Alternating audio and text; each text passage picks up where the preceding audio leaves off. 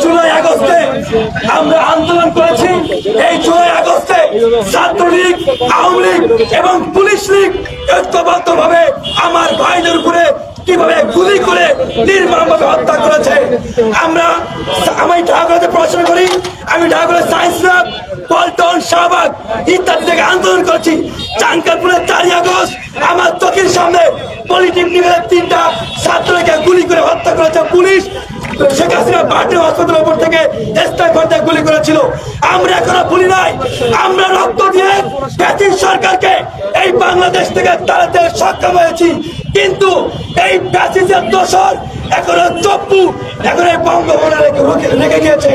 আমরা স্পষ্ট বলতে চাই, এই বঙ্গভবন থেকে চপ্পুকে যতক্ষণ না পর্যন্ত অপসারণ করতে না পারবো ততক্ষণ না পর্যন্ত আমাদের আন্দোলন সংগ্রাম চলবে।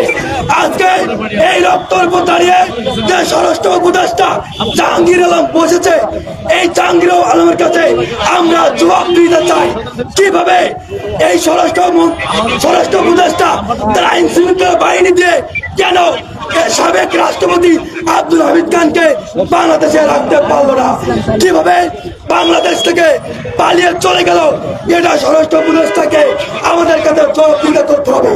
48 ঘন্টার আলটিমেটাম দিতে চাই।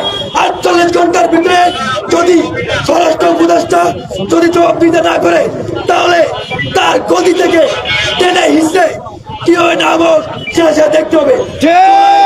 জুলাই মঞ্চের অঙ্গীকার এই ফ্যাসিস্টের দোষরদেরকে যতক্ষণ পর্যন্ত তাদেরকে আইনের আওতায় না নেওয়া হবে ততক্ষণ পর্যন্ত জুলাই মঞ্চ রাজপথে থাকবে।